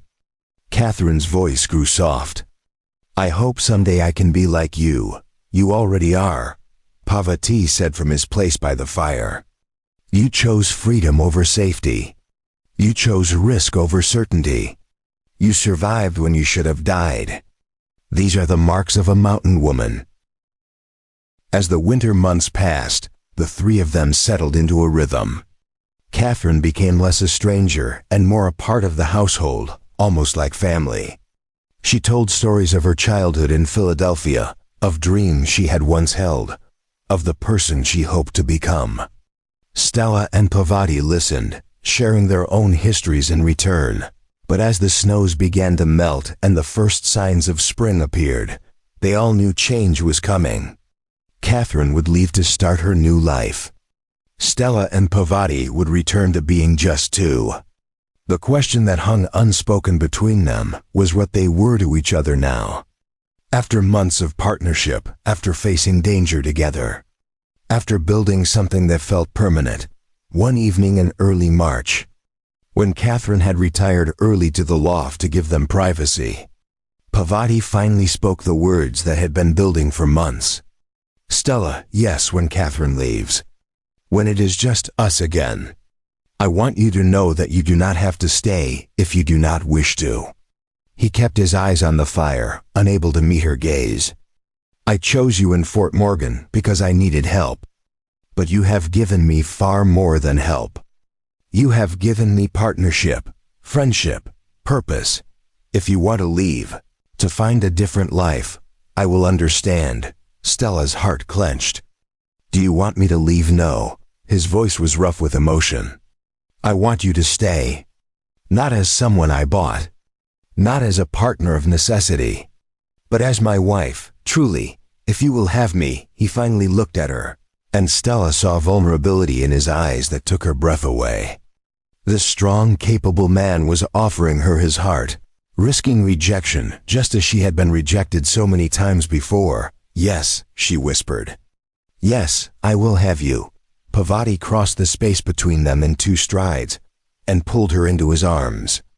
The kiss they shared was gentle at first, tentative, then deepening into something that spoke of months of growing affection, of respect earned through hardship, of love built on the solid foundation of partnership. When they finally pulled apart, both breathless, Pavati rested his forehead against hers. "I love you, Stella Daniels. For your strength, for your courage, for the way you stand beside me rather than behind me. I love you, Pavati. For seeing me when no one else would. For choosing me. For teaching me what it means to be valued." Stella's voice shook with the depth of her emotion. "I was worthless in their eyes. But you showed me I was strong. You were always strong. I just helped you see it."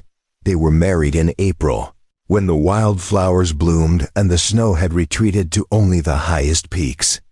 Martha Henley came up from Elkhorn Ridge with her husband, bringing witnesses and a traveling preacher, who asked no questions about why a white woman was marrying a Comanche man in the middle of the wilderness. Catherine stood as Stella's witness, tears streaming down her face throughout the simple ceremony. Afterward, as they celebrated with a feast Stella and Catherine had prepared together, Martha pulled Stella aside. "You have found something rare," she said. "A partnership of equals. A love built on respect. Guard it well." "I will," Stella promised. 2 weeks later, Catherine left for California with a group of travelers Martha had arranged. She carried letters of recommendation from both Stella and Pavati. Enough money from the sale of the mountain lion hide to start her new life. And the knowledge that she was stronger than she had ever imagined. "Write to us," Stella said as they embraced. "Let us know you are safe." "I will. And someday, when I have made something of myself, I will come back and visit." Catherine pulled back, smiling through her tears. "Thank you for saving my life, for teaching me what real strength looks like." After she left, Stella and Pavati stood together on the porch, watching the trail long after Catherine had disappeared from view. The cabin felt empty without her presence, but also right, as if pieces had finally settled into their proper places. "Just us now," Pavati said, taking Stella's hand. "Just us," Stella agreed. The months that followed were the happiest of Stella's life. She and Pavati worked the land, hunted together, built additions to the cabin. In the fall, Stella discovered she was pregnant. The news filled them both with joy and terror in equal measure. "I do not know how to be a mother," Stella confessed one night, "and I do not know how to be a father. But we will learn together, as we learn everything." Pavati placed his hand on her still flat stomach. "This child will be strong. Like its mother, their daughter was born in early spring, delivered with Martha's help during a brief warm spell that allowed travel. They named her Hope, because that was what she represented. A future built on love rather than rejection. A life that would know acceptance from the moment of her first breath. Years passed. Hope grew strong and curious, learning to hunt with her father and cook with her mother. More children followed. 2 boys who looked like Pavati but had Stella's determined jaw. The cabin expanded, became a home filled with laughter and warmth. Travelers began to seek them out, drawn by stories of the white woman and Comanche man who helped those in need. Runaway brides, escaped slaves, people fleeing violence or persecution. Stella and Pavati turned no one away. They shared what they had, offered shelter and guidance, sent people on their way stronger than they had arrived. One summer evening, when Hope was 10 and playing with her brothers in the yard, Stella stood on the porch watching her family. Pavati came up behind her, wrapping his arms around her waist. "What are you thinking?" he asked. "That I was worthless in Fort Morgan. That no one wanted me. That I thought my life would be nothing but work and loneliness." Stella leaned back against his chest.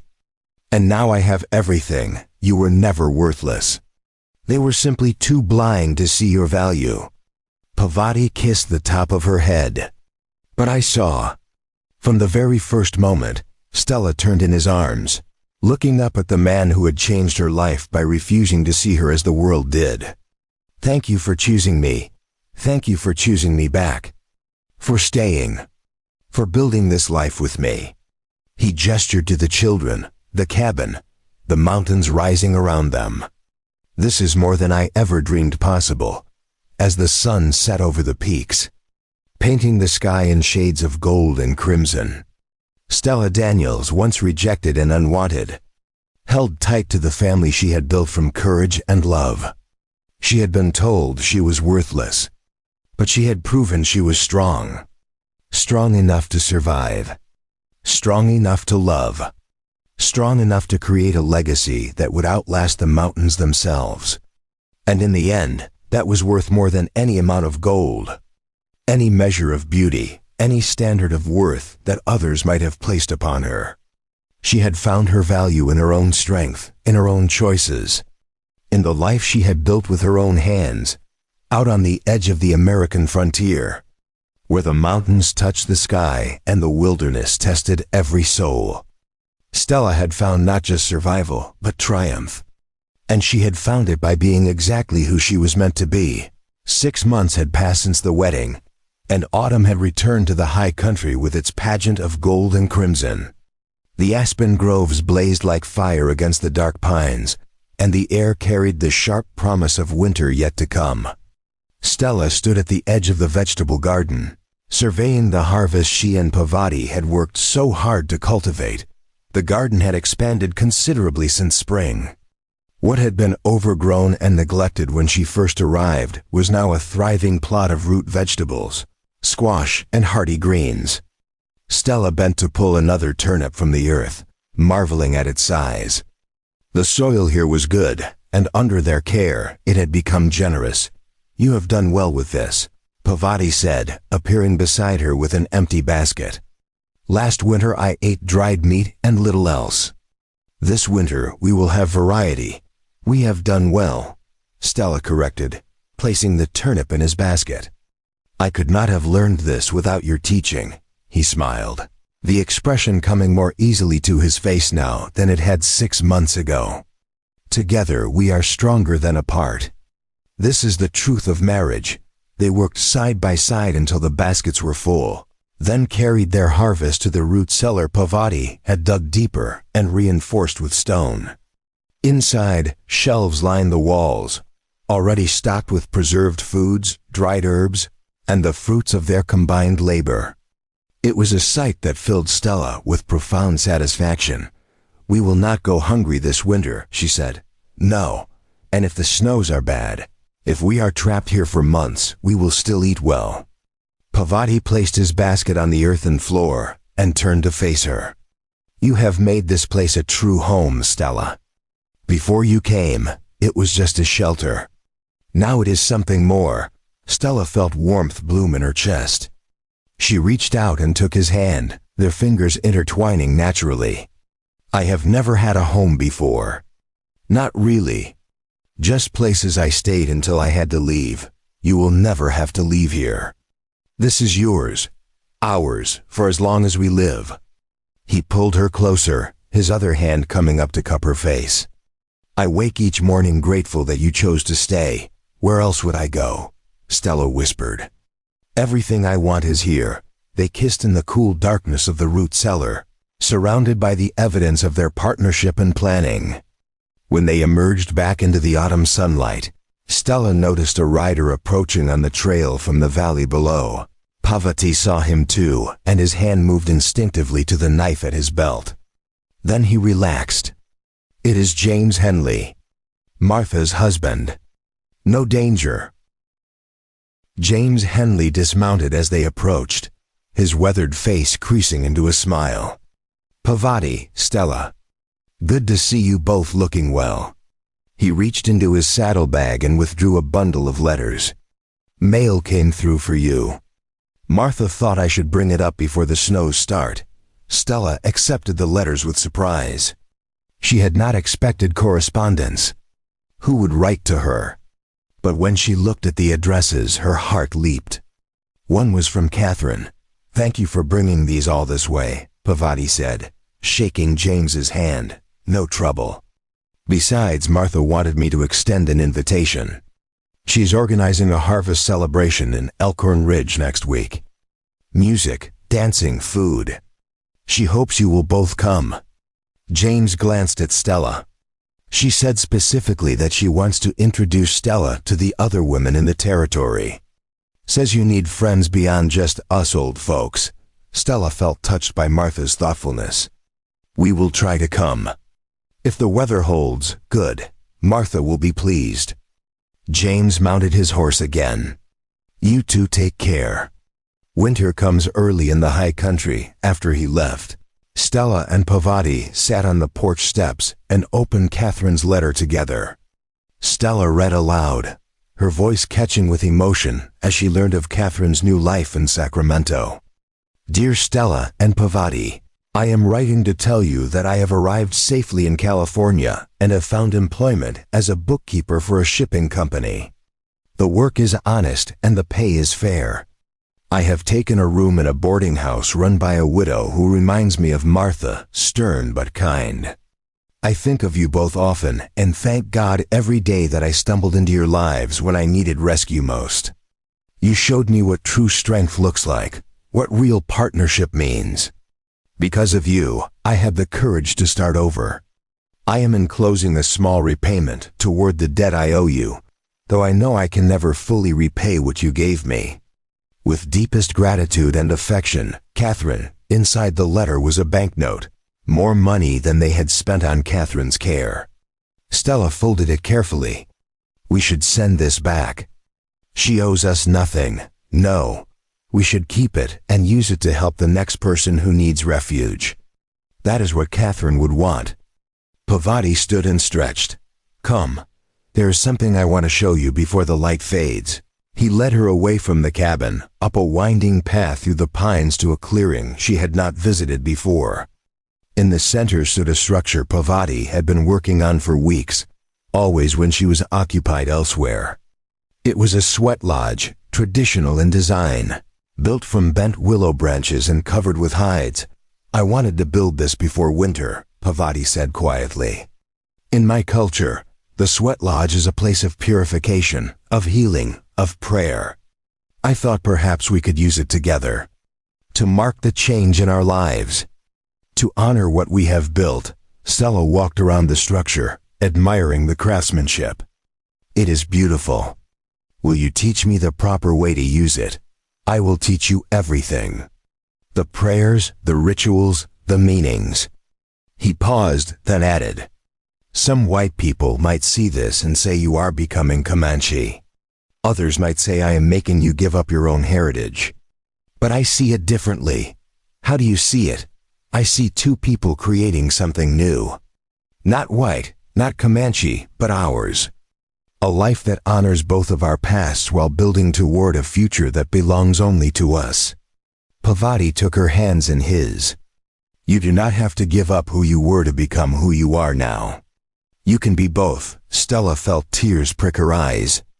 All my life, people told me I was too much of one thing or not enough of another. Too big, too plain, too strong, not soft enough, not feminine enough. But you never asked me to be anything other than myself, because yourself is exactly what I need. What I love. He pulled her close, wrapping his arms around her. When I saw you in Fort Morgan, standing there while they mocked you, I saw a woman who had survived the world's cruelty and remained unbroken. That is the strongest thing I have ever witnessed. They stood together in the clearing as the sun sank lower, painting the mountains in shades of amber and rose. The sweat lodge stood beside them, a symbol of blending traditions, of creating new meaning from old practices. The following week, they rode down to Elkhorn Ridge for Martha's harvest celebration. The town square had been decorated with corn stalks, pumpkins, and strings of dried peppers. Tables groaned under the weight of contributed dishes. A makeshift stage held musicians tuning their instruments. Martha greeted them with fierce hugs, then immediately pulled Stella toward a group of women gathered near the food tables. Ladies, this is Stella, the one I have been telling you about. Make her feel welcome. The women, a mixture of ages and backgrounds, welcomed Stella with genuine warmth. There was Sarah, a homesteader's wife with 4 children. Margaret, who ran the boarding house. Elizabeth, the schoolteacher. They asked Stella about life in the mountains, about her garden, about her skills. "I heard you can shoot as well as any man," Sarah said with admiration. "Would you teach me? My husband is gone for weeks at a time, and I worry about protecting the children." "Of course," Stella replied, feeling something unfamiliar and wonderful. The beginning of community. The promise of friendship. As the evening progressed, music filled the air. Couples danced while children ran between the tables. Pavati stood at the edge of the crowd, watching Stella laugh with the other women. And his heart was full. "Your wife fits in well," James Henley said, joining him. Martha was right. The women needed someone like her. Strong, capable, not afraid of hard work or hard truths. "She is remarkable," Pavati agreed. "Every day I am grateful she chose to stay. And you, Pavati. You are becoming part of this community too. People are starting to see past the color of your skin to the content of your character. That is no small thing." James clapped him on the shoulder. "You are both building bridges. That matters more than you know." When the dancing began, Stella found Pavati and pulled him toward the floor despite his protests. "I do not know these dances," he said. "Neither do I. We will learn together. Just like everything else." Stella took his hand in his waist, guiding him into the simple steps. Around them, she was aware of some people staring, some disapproving. But more were smiling, nodding, accepting. They danced until the moon rose high and the evening grew cold. On the ride back to the cabin, with stars blazing overhead and the horse's breath misting in the chill air, Stella felt a contentment so deep it was almost painful. "Are you happy?" Pavati asked, his voice carrying clearly in the quiet night. "Happier than I ever imagined possible," Stella replied honestly. 6 months ago, I was certain my life would be nothing but loneliness and hard work. Now I have a home, a husband, friends, purpose. I have everything." "So do I," Pavati said softly. "So do I." Back at the cabin, they settled into their evening routine. Stella banked the fire while Pavati checked the animals one last time. When he returned, she was already in her nightdress, braiding her hair by lamplight. "Stella," Pavati said, his tone serious. "There is something I have been meaning to discuss with you." She turned, concerned by his gravity. "What is it?" He crossed to the wooden chest and withdrew a small leather pouch. Inside were seeds, carefully preserved. "These belong to my mother. She brought them from the old lands before the removal, before everything changed. They are sacred to my people. A type of corn that has been grown for generations." He placed the pouch in Stella's hands. "I want us to plant these in the spring, to continue the tradition, but also to start a new one. Our children, if we are blessed with them, will know both sides of their heritage. They will eat corn from my mother's seeds and learn recipes from your memories. They will speak both English and Comanche. They will belong to both worlds and to neither. They will simply be ours." Stella clutched the pouch, understanding the profound trust Pavati was placing in her. "I will guard these with my life. And yes, we will plant them. We will teach our children to honor where they come from while building something entirely new. You accept this? The possibility that our children will be rejected by both worlds, called half-breeds, treated as less than. I accept that we will raise them to be so strong, so confident, so grounded in love that the world's cruelty cannot break them." Stella met his eyes steadily. "Just as you did for me. You saw my worth when no one else would. We will do the same for them." Pavati pulled her into his arms, holding her tightly. "How did I become so fortunate?" "We became fortunate together," Stella whispered against his chest. "That is the point of partnership." Later, as they lay in bed with the wind whistling around the cabin and the first frost forming on the windows, Stella reflected on the journey that had brought her here. From Fort Morgan, where she had stood as the woman nobody wanted, to this moment, wrapped in the arms of a man who saw her as his equal, his partner, his love, Pavati, she whispered into the darkness. Yes, do you ever regret choosing me?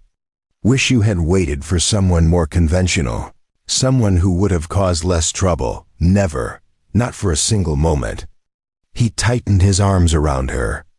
You are exactly who I needed, who I wanted, who I will always choose, in this life and whatever comes after. Outside, the wind carried the promise of winter. Inside, two people who had been rejected by the world for being too different had created a sanctuary where difference was not just accepted but celebrated, where strength was honored, where partnership was sacred. Stella closed her eyes, listening to Pavati's steady heartbeat, and knew with absolute certainty that she had found where she belonged. Not because someone had given her permission, not because the world had finally accepted her, but because she had chosen to accept herself and had found someone who did the same. In the morning, there would be work to do. Wood to chop, animals to tend, preparations to continue.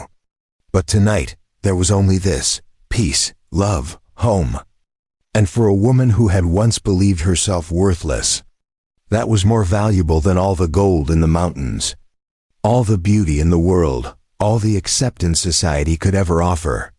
Stella Daniels had been told she was nothing, but she had proven she was everything that mattered: strong, brave, capable, worthy. And in the high country where the mountains touched the sky, she had built a life that proved it. Up next, you've got two more standout stories right on your screen. If this one hit the mark, you won't want to pass these up. Just click and check them out. And don't forget to subscribe and turn on the notification bell so you don't miss any upload from us.